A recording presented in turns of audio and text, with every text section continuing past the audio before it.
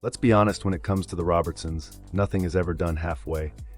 From duck calls to family dinners, this Louisiana clan always finds a way to make life a little wilder, a little funnier, and a whole lot more unpredictable. And this week's episode of Duck Dynasty, the revival, let's just say it felt more like Game of Thrones meets Duck Commander. It all started with Willie Robertson, beard and all, announcing the Robertsons go big on everything. And he wasn't joking.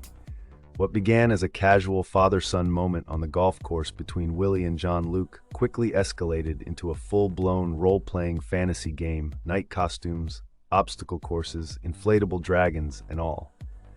Willie, clearly out of his comfort zone, took his grandkids to A&H Games to meet with a dungeon master and get a crash course in tabletop gaming. Then it was off to brainstorm his character, someone rugged, outdoorsy, and full of heart. The result? Willie Souffle, a fierce warrior ready to conquer fictional lands. On game day, the Robertson clan transformed. John Luke was the wizard, Bella morphed into the goblin, and Corey became Athena Vandersloot. Even John Reed and Rebecca showed up as ninja twins, one of whom proudly bore the name Tiger Fart. The mission? Scale the mountain's peak, defeat a dragon, and capture a mystical egg.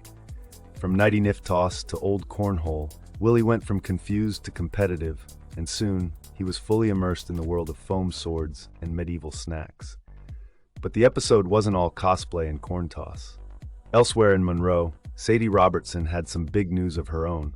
Her podcast Live Original was nominated for an iHeart Podcast Award. But her focus wasn't on speeches, it was on finding a date for her producer Stephanie, whose romantic track record includes a felon, a distant cousin, and someone obsessed with Santa Claus. Not ideal. So, Sadie and her husband Christian rounded up Corey for a very duck-style matchmaking plan, a speed dating event at the local bowling alley. They narrowed down Monroe's most eligible bachelors until one name rose to the top. Josh, who, ironically, already worked on the podcast. Maybe the third time's the charm? And just when you think the Robertsons couldn't get any more inventive, Uncle C stepped in. Cy revealed his next big business idea, the C-Tar, a fortune-telling machine inspired by the old-school Zoltar. Except this one dishes out life advice from Cy himself, like, always carry a spoon. You never know when someone will surprise you with pudding. Genius or madness? After proving his concept with 15 paying customers in just 20 minutes, Cy pitched the idea to Corey.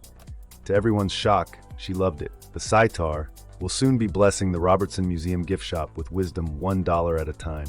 Fantasy games, podcast nominations, matchmaking, and fortune machines, it's all in a day's work for America's wildest family. Only on Duck Dynasty, the revival.